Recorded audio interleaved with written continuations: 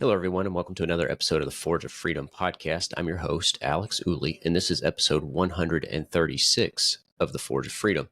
Today, I've got Mike Uli back in the studio for Monday Gun Day to talk about a couple of cases that have been in the news recently. The first one we're going to talk about is Mock v. Garland, which addresses the pistol stabilizing brace rule that was promulgated by the ATF. And then the other one in the same category, challenging a rule promulgated by the ATF, was an opinion we're going to talk about from the Supreme Court, which was the Garland v. Cargill case. So first of all, we're going to talk about Mock.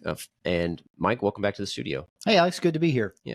So I'm going to lean on Mike here a little bit for the Mock v. Garland case. We talked about this case a while back. And of course, there were a number of, I should say, injunctions entered, and there was this whole issue about how broad were the injunctions? Were they nationwide? Did they only apply to certain jurisdictions? Did they apply to certain members of certain gun rights organizations, etc.? Well, that issue is there's been a new development in that regard with respect to the effect of that rule that basically turned a pistol equipped with a pistol stabilizing brace into a short-barreled rifle, which would be subject to the National Firearms Act and the regulations associated with that. So with that said, Mike, you want to give us a little bit more background here and where we are? We've talked about this on probably a number of occasions over the past several months, along with some other cases. You're going to talk about the Cargill case today. And I thought I would kind of step back a little bit because my mind is not as astute as yours. And sometimes I have to kind of take a step back and say, those of us who deal in this or talk about this on almost on a daily basis, these cases, we know what Mock is and Miller is and Heller and whatever. But I think it's important, maybe some of your listeners that don't listen to us all the time, we kind of take a step back every once in a while and say, hey, how does this make sense in a kind of more of a general civics context? So I thought I'd do that a little bit, and I think it'll provide some context for the case you're going to primarily talk about. First of all, Judge O'Connor is one of the best. This decision, there have been some injunctions before this, and I'll talk about that in a minute, but this decision came from Judge O'Connor, who is a U.S. District Court judge for the Northern District of Texas. It's important to understand that in the federal system, that's the first level it's a trial court, the first level of courts essentially in the federal system. And then we have courts of appeals and then the U.S. Supreme Court, which you're going to talk about a U.S. Supreme Court case in a minute. But he's a great judge, along with Judge Benitez out in California in the Ninth Circuit, which is not a very friendly environment for somebody who gets it right in the Second Amendment to be in. But anyway, he issued a memorandum opinion recently, last week, I think it was the middle of June 13th, 14th of 2024. And this is a real good decision, I think, for us on that are proponents of the Second Amendment. And a lot of people may think this is a 2A case, and it sort of kind of is, but he makes a decision based upon his interpretations of the Administrative Procedures Act. And I'll talk about that a little more in a minute. But I think it's even more important that people understand what this Administrative Procedures Act is all about, okay? First of all, just to refresh everybody's recollection, and stop me if I'm going too fast or I think you we're need good to inject. Our U.S. Constitution establishes three branches of government. It establishes a legislative branch in Article 1. Article 2 is the executive branch. The president's the head of that. And then Article 3 is the judicial branch. There are only three branches. Unfortunately, as our government has evolved over the years, some people would say, and I would agree with this, there's been this de facto fourth branch of government that is developed unconstitutionally, and that's the administrative branch. That's the ATF, the EPA, the Department of Education. It's all of these administrative agencies at the federal level. And by the way, we have to a certain extent the same problem at the state level, but that's another story. So we've got these three branches of government. And one of the things that historically happens, first of all legislative power, according to the Constitution, Article 1, Section 1, is vested in the Congress. And that means the Congress is the only branch of government that can pass laws. You can't do this, or you can't do this. If you break that law, you'll go to prison and it'll be fine. That power is vested in the legislative branch.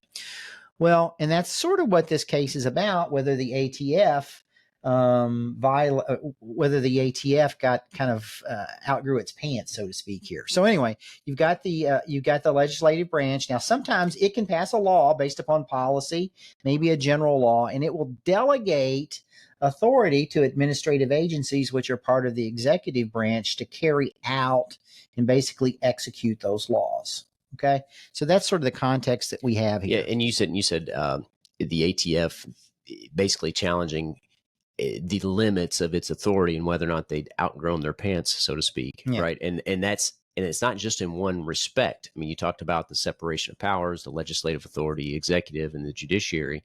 Well, what's happened is, and we'll likely come back on and talk about this at some point, because this is another case that we're not going to talk about specifically today, but the Loper-Bright case, which talks about the administrative authority of these executive branch agencies. And that was a federal agency. I can't remember, was it the U.S. Fish? I'm not sure who it was even. U.S. There's so many of them. Mm-hmm. They were regulating conduct on fishing boats. What fishing companies had to do so it's not at all a gun case, but it has implications on the right to keep and bear arms. But my point in all of this, to sort of piggyback on the background that you've given, is that these executive branch agencies like the ATF have not just overstepped in terms of rulemaking, which would be stepping into the legislative branch, into their jurisdiction or their authority, but they've also overstepped in terms of their interpretation of the law that the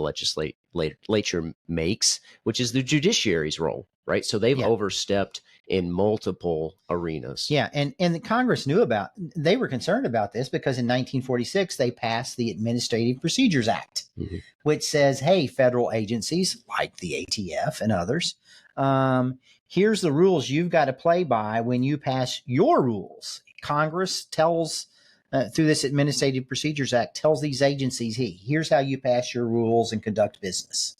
1946. And one of the things the Administrative Procedures Act did was say, and ultimately, consistent with what you were saying, the courts are going to be the ones who oversee you and make sure that you're abiding by this Administrative Procedures Act and abiding within the limited authority that we're going to give you to carry out this administrative bureaucratic process to make sure our laws are implemented. Because let's remember, the executive branch, the primary function is to enforce the law, right? That they have mm-hmm. the police power. The legislature gets to make the law. They have the power of the purse. They have the all sorts of authority. They have most of the authority. They have the most authority given by the Constitution, like they're talking about in Article 1. But the problem is they adopt the authority from the legislative branch of government, which they don't have that authority. And also the judicial function. So please understand that context here, because that's how Judge O'Connor decided this case. He didn't go out and talk about the Second Amendment like a lot of people may think, or like he could have, I suppose. But he made the decision here on pretty narrow grounds, I think, under the Administrative Procedures Act. Okay. The other context we have to understand is, so you've got Congress saying, okay, agency, here's how you implement our laws. And one law in particular that Congress passed was in 1934, the National Firearms Act. So Congress passes this act. Well, the ATF is the agency that's going to make sure everybody, make sure that everybody follows the law that Congress passed. Okay. But they have to do it under the umbrella and the guidance of the Administrative Procedures Act.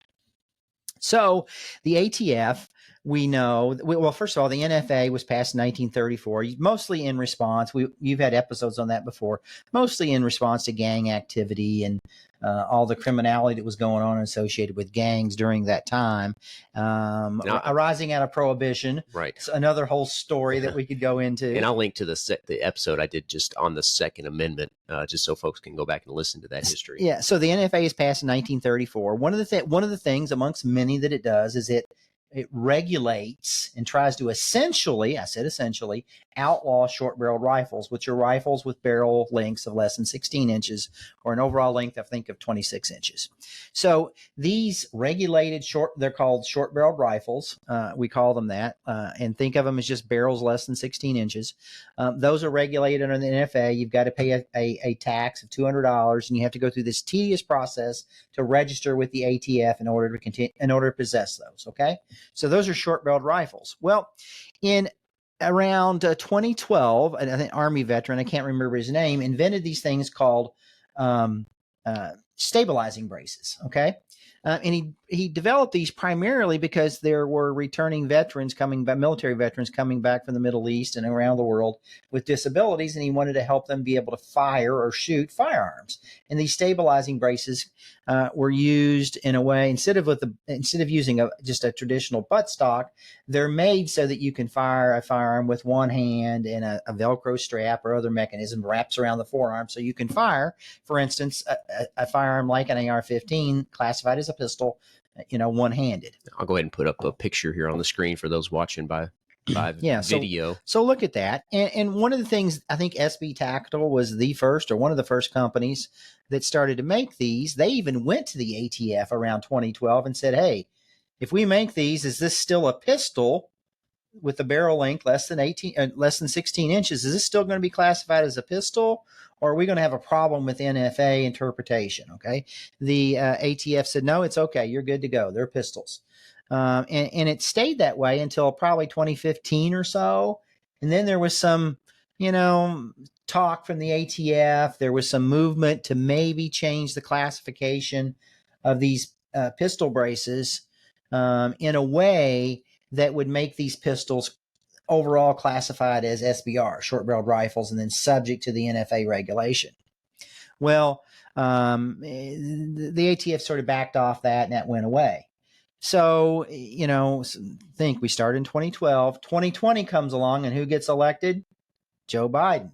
And he puts, he has a different influence then over the ATF, which is an executive branch entity. And they all of a sudden decide that they're going to change the rules. And these pistol braces, these stabilizing braces, they think they're going to change the rule. And now, instead of for 8 years or 10 years, almost 10 years, 8 or 10 years, when they've not been a problem in terms of NFA classifications, they're going to completely change it. And these things have by that time have become incredibly popular. There are millions and millions and millions of them out there. The ATF has issued letters indicating that they're perfectly okay in terms of not being regulated by the NFA, not an NFA item. Millions of people have relied upon this. Nonetheless, despite enormous public input against this rule, the ATF passes a rule and basically says, if you have a stabilizing brace with a rifle with a less than 16-inch barrel, you've got to get this thing registered. We're going to give you a grace period to do it. But if you don't do it, you're going to be a felon. We'll throw you in jail for 10 years and a $250,000 fine. Well, after that happens under the Biden administration, then the litigation starts and I got to give kudos. I think they, in my opinion, were first and the most aggressive and did a great job with this, Firearms Policy Coalition, but there's also GOA, sorry. And Second Amendment Foundation. Yeah, Second Amendment Foundation, National Rifle Association. All this litigation. Initially, there is some preliminary injunctions issued against the rule and it's sort of, some of the preliminary injunctions were sort of gray about, the injunctions applied and were to the benefit of certain members of certain groups, but then there were questions about whether it was effective for folks that became members of those groups after the injunctions were issued. So there was all this confusion, but basically the courts eventually sort of suspended the enforcement of the rule. Well, but that was no final decision. That was just a preliminary injunction. Basically, the court saying, hey, we think you might win on the merits here, so we're going to enjoin and perform our enforcement of the rule. Well, now we have a permanent decision on the rule, and that's what we're here to talk about after my long introduction. And the purpose of the preliminary injunction, right, is to stop the enforcement of it and stop any potential harm to people while the litigation is pending because, like you said, the courts have said the plaintiffs here are likely to prevail on the merits. Yep. So substantially likely. And guess what? This goes through the district court level. It goes to the Fifth Circuit. Fifth Circuit sends it back to the district court.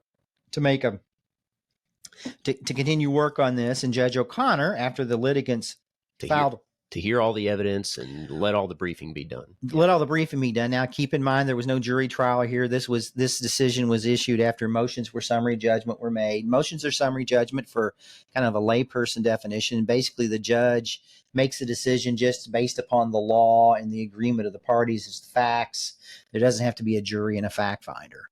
So anyway, Judge O'Connor does issue a decision last week, and he says basically what the ATF has done here is a violation of the Administrative Procedures Act. Yeah. Okay. He says that the final rule, at first, if you have to remember, the ATF had to issue a proposed rule.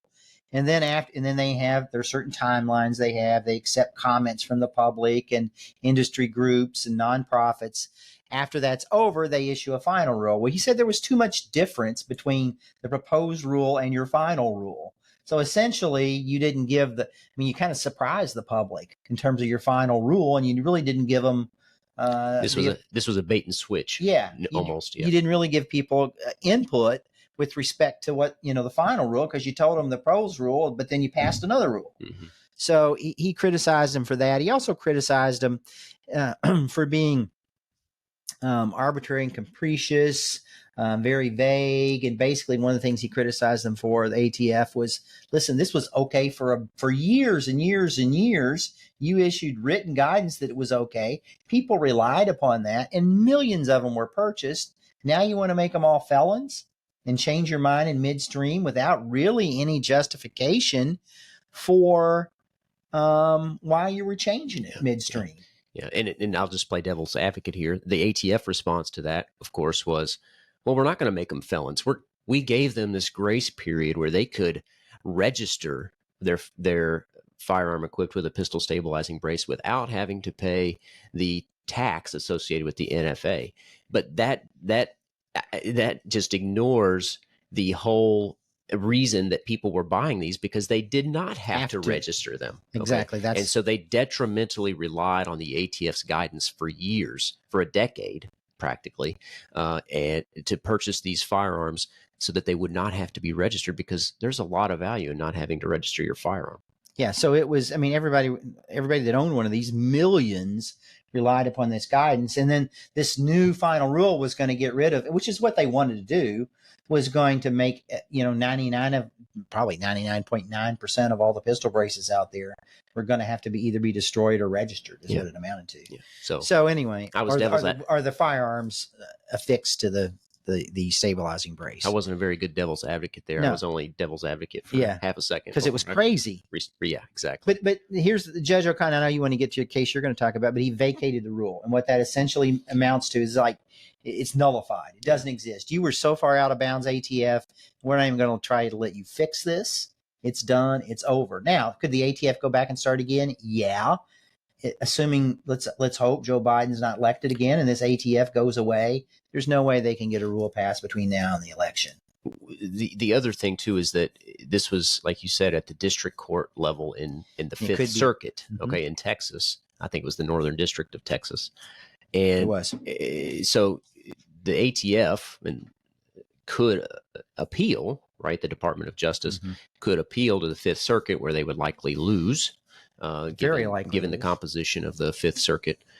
And then they could once again appeal it to the Supreme Court, which they would likely lose. So I'm not sure what the appetite of the Department of Justice will be to appeal this. They'll likely appeal, I would say, but I don't know.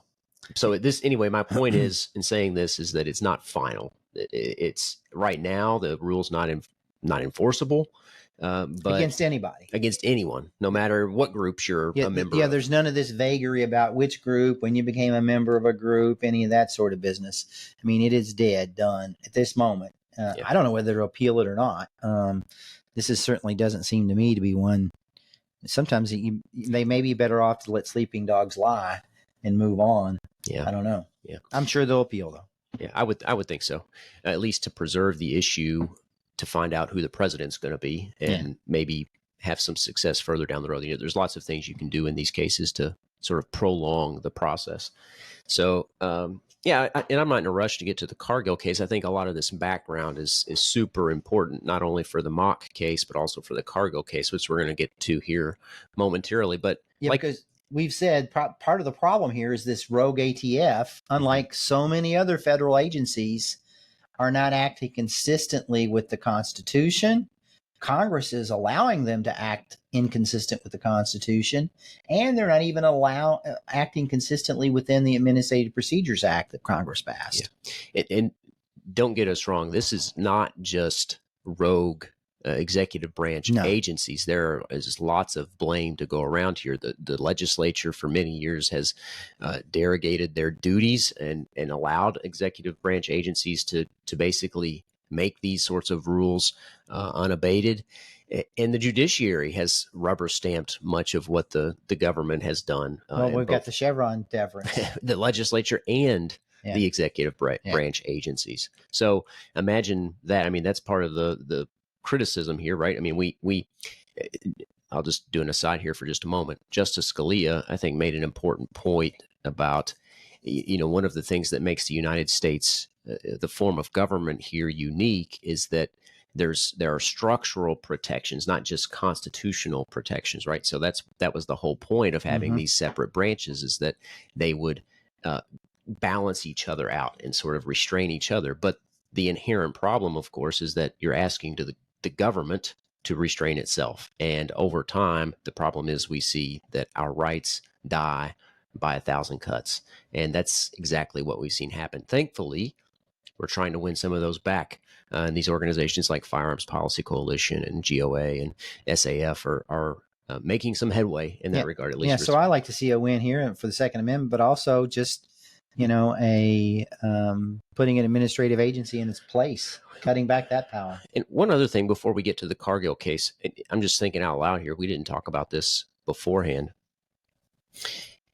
Some people might ask, why are we even bothering with challenging the pistol stabilizing brace rule? Why don't we just swing for the fences and go after the NFA? Why haven't we just challenged the constitutionality of the NFA outright?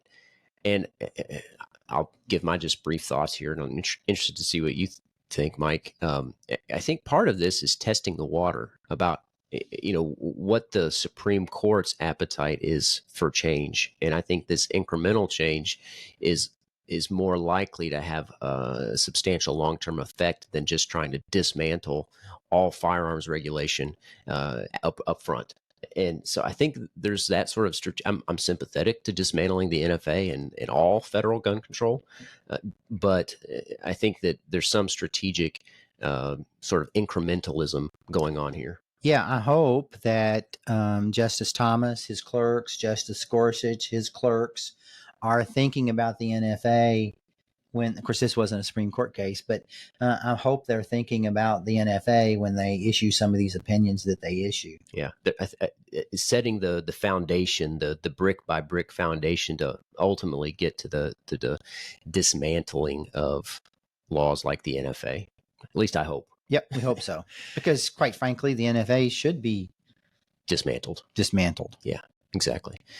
All right, Mike. Well, thanks for explaining all of that. And I hope, like I said, this case is likely not over, but the rule is ineffective, at least for quite a while. And there's clarity about, I mean, if you have a pistol stabilizing brace, you don't because of the rule, you don't have to worry about the ATF doing something stupid tomorrow. Yeah. Okay? Yeah. They can do something stupid for lots of other reasons, but. Yeah. And this is no longer a preliminary injunction. Yeah. The judge vacated the rule in a final opinion in the Northern District of Texas. Yes. Applicable to everybody, not just folks in Texas. Exactly.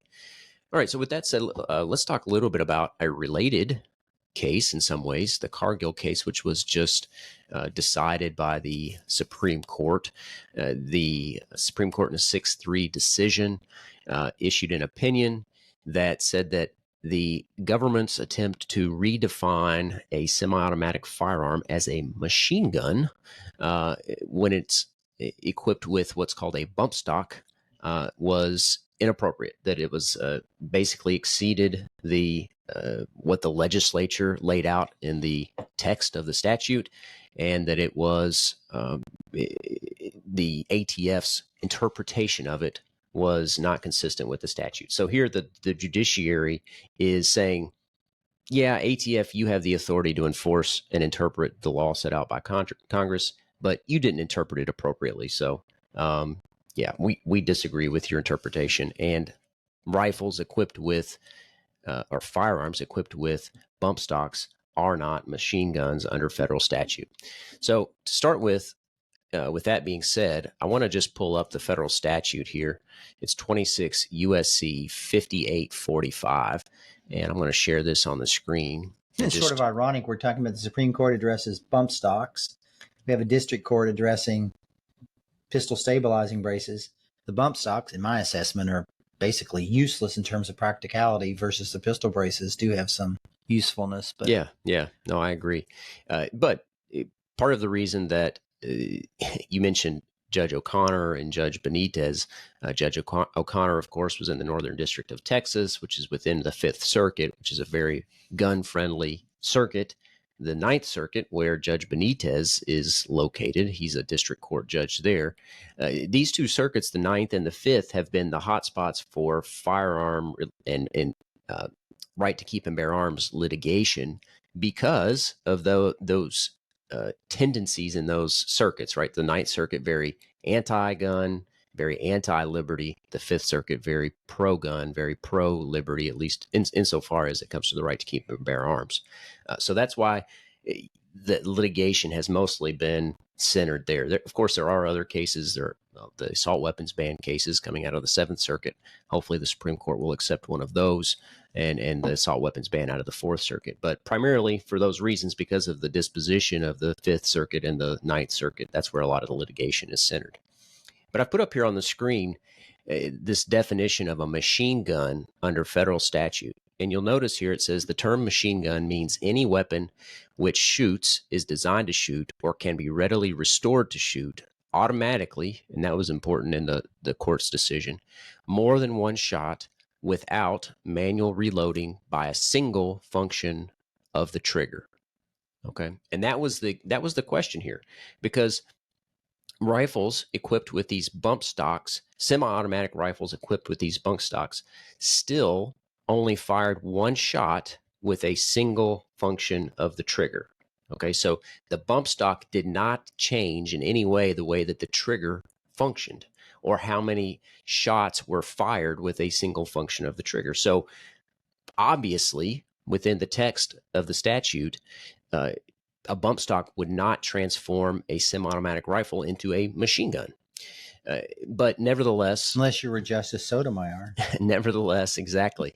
Justice Sotomayor, who wrote the dissent, said that, well, basically, I don't care what the text of the statute says. It operates like a machine gun because of the rate of fire.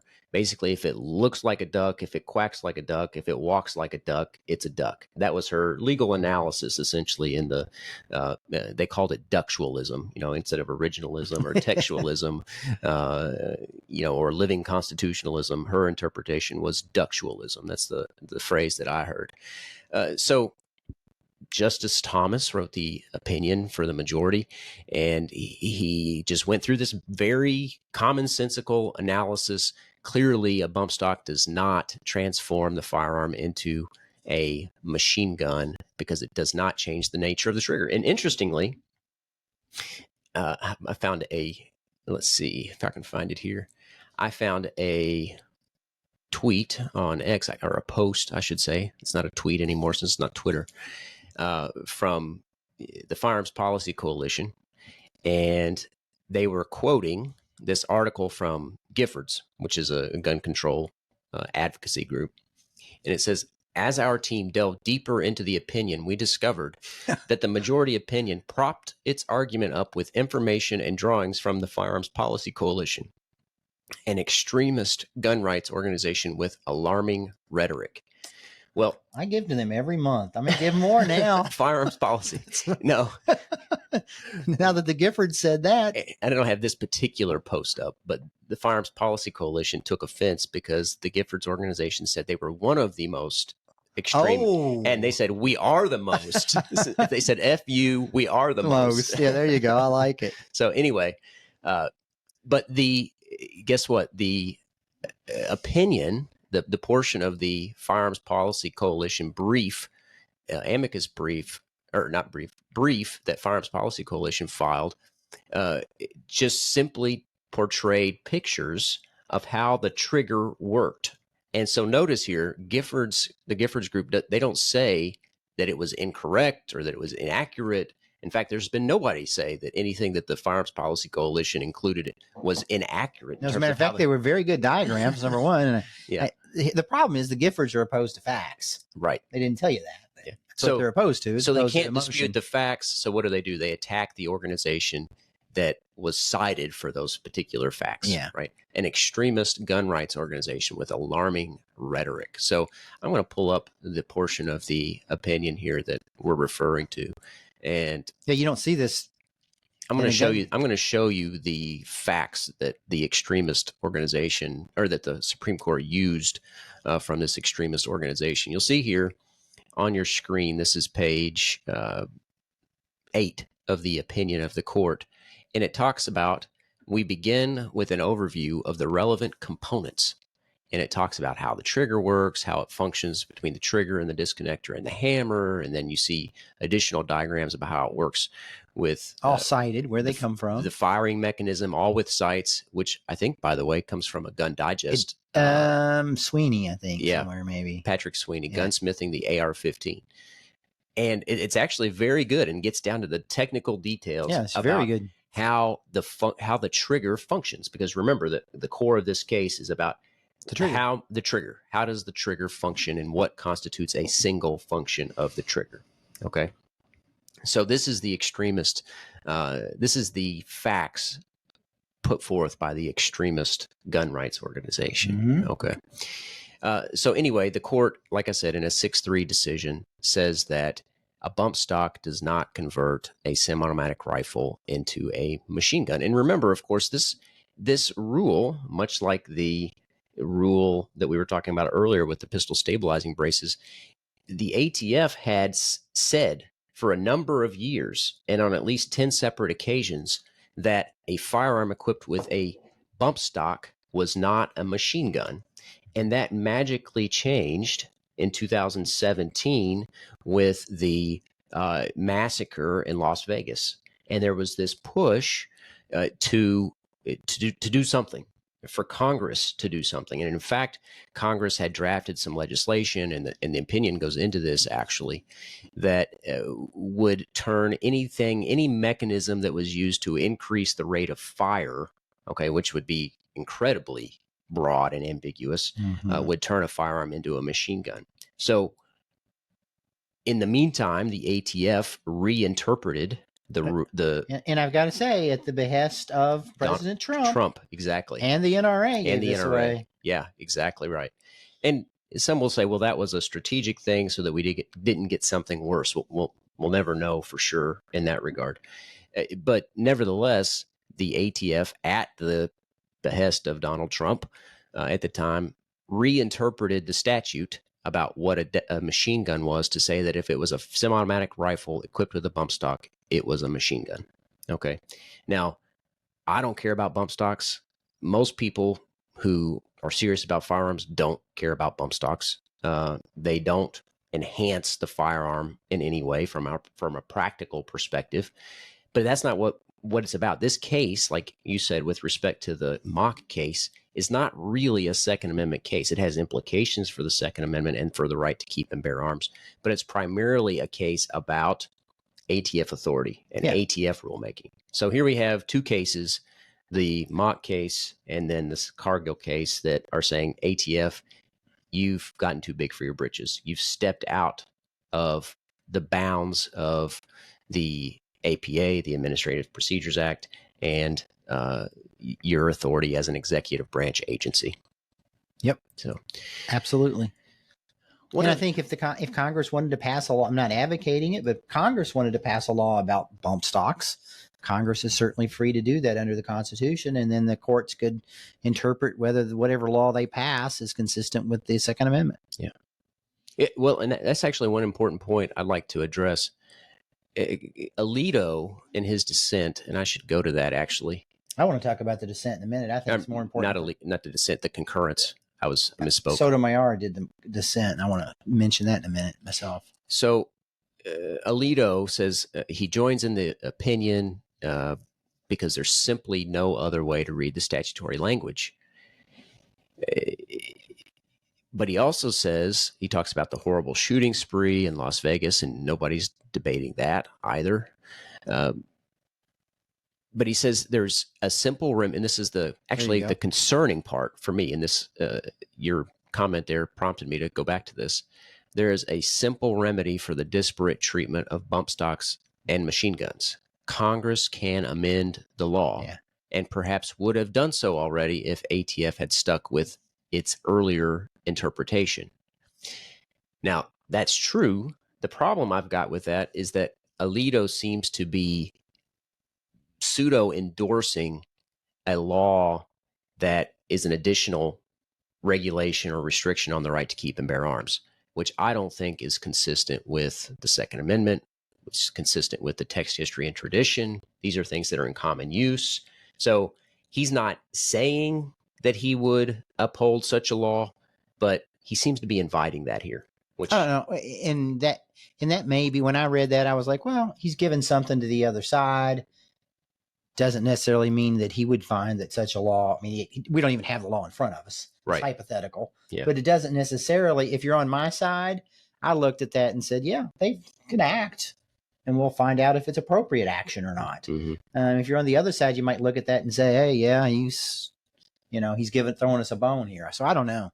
To me, that was sort of, but you can interpret it however you want. And the reason I read it that way, and I don't want to belabor this point too much, is because he starts his concurrence with, I join the opinion of the court because there is simply no other way to read the statutory. So he's saying, I think here, the subtext here is that I don't want to overturn the ATF rulemaking here, but I have to because of the text of the statute. I'm going to give him a pass because this was a horrible, horrendous event for some of the same reasons people give the NRA and President Trump a pass here, because this was a horrible set of facts. Mm-hmm. And for Alito to say, you almost want to say, I understand your emotion to want to do this, but it's wrong. Yeah. And I've got to do it. And I think that's a reasonable alternative interpretation. I'm just pointing this out because I think this doesn't give me comfort about his faithfulness to the Constitution and future litigation involving the Second Amendment and the right to keep and bear arms. Is he better than Sotomayor, Kagan, Jackson? Absolutely. Well, maybe not in this case. I got a little point there to make. Okay. Okay. So we are going to belabor this point. Yeah, we are going to belabor it. Sotomayor was joined by Kagan and Justice Jackson dissenting.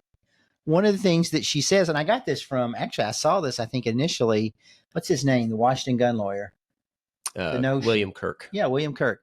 Anyway, in the dissent, she's describing the horrible events, which there's no question they were horrible, where the shooter killed so many people in Las Vegas. But she says within a matter of minutes, using several hundred rounds of ammunition, the shooter killed 58 people and wounded over 500. He did so by affixing bump stocks to commonly available semi-automatic rifles. Mm-hmm. Do you think she can? And the reason this is important to me is I would certainly keep this highlighted and use it down the road. And she'll backtrack somehow. But if those were affixed to AR-15s, and AR-15s are commonly available semi-automatic rifles, it seems to me that according to the Heller decision and the Miller decision before that those are not weapons that could be banned. And hopefully we're going to get some cases to the Supreme Court answering the question about whether these AR-15 bans are constitutional or not. And I think implicit in her, I mean, obviously she calls them commonly available. Right. And the court has previously established that but she said available. And I've seen this in other contexts.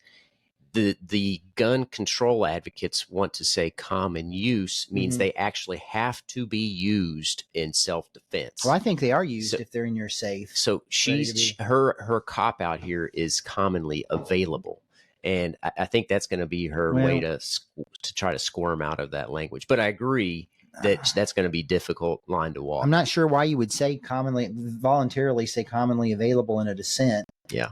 And open yourself up for that. I think it's a mistake.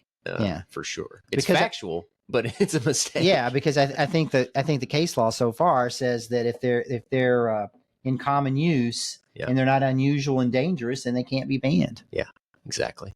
So, I'm not. Yeah. So that, to me, that was one of the most encouraging parts of the. Yeah. I think that was certainly a misstep, but I do think they'll try to well, sure, wiggle out of that. One thing I like to plug before we close up here, I always like to plug the 10th Amendment Center when I can. Michael Bolden runs the 10th Amendment Center. He's got lots of great contributors over there. He posted just a short response here that I thought was, I think, important to keep in mind. And I put it up here on the screen. He says, "We're happy to see the Supreme Court do the right thing by rejecting the Trump stock ban." Agree, even if for different reasons. Yeah. But there's still a part of this very dangerous to freedom, waiting 5 to 6 years for one part of the federal government to tell another part of the federal government that the federal government should stop doing what the federal government was never supposed to be doing in the first place is not the way a free people is supposed to respond to invasions of their liberty.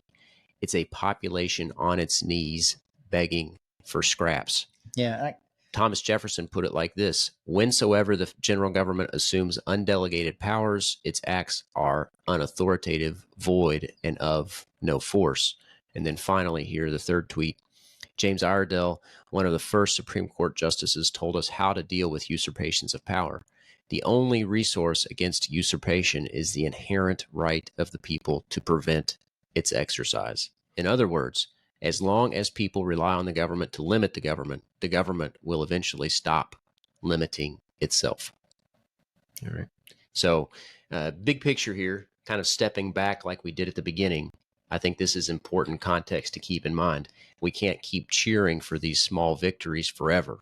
Okay, we have to. At some point, there's got to be a line in the sand, and we talk often about where that is. Well, I was thinking you may be talking about another line in the sand, but I see people get up like Jim Jordan in Congress and people like that and do a great job advocating for their position on the right and how horrible, one agency of government may have acted.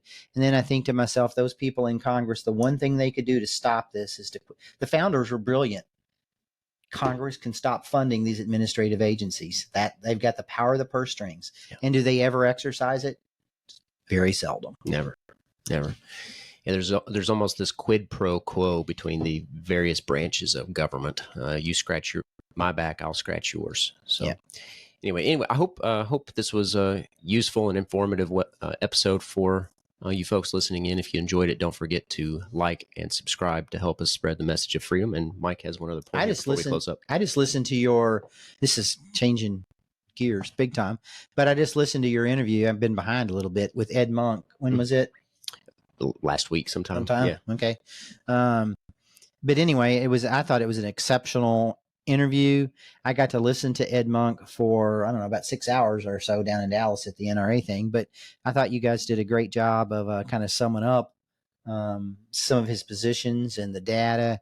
But if you're a person that has anything to do with church security as a part of a security team, if you are a school board member, a school administrator, a teacher, anybody that has any interest in this, real interest in the security at your schools as opposed to security theater, and just talking about it, not having any real solutions, I'd invite you to listen to that episode. And then I think it's a great introduction. And I know we're having a seminar sometime in December. I'm not trying to promote that. I'm trying to get people to listen to the message, because it's one of those things that's so frustrating to me, how these government entities, and I'm talking about local schools now, how they address this problem of active shooters. Yeah. And I've got on the screen here the Forge of Freedom website. This is the page to promote the seminar that we're hosting, Ed Monk, in December 3rd in Salem, Indiana. But at the bottom, it's got information there about the seminar in December with a link to sign up and a flyer. But I've also included a link to episode 134, which is the episode that Mike's referring to. So definitely go check that out. And if you have any interest in the seminar in December, go sign up for that as well. Yeah, I think it's a great seminar. And there are some, like I said, you sum it up, there are some really pretty simple answers actually out there about how to deal with these situations. Yeah, exactly. Well, thanks for bringing that up, Mike. Before we close up, once again, if you like the episode, don't forget to like and subscribe to help us spread the message of freedom. And until next time, remember, you are the Forge of Freedom. Thanks for listening to this episode of Forge of Freedom. Be sure to subscribe wherever you heard this podcast so you never miss a future episode. For more information or to connect with Alex, you can go to forgeoffreedom.com or follow him on Twitter at Forge of Freedom. Until next time, remember, you are the Forge of Freedom.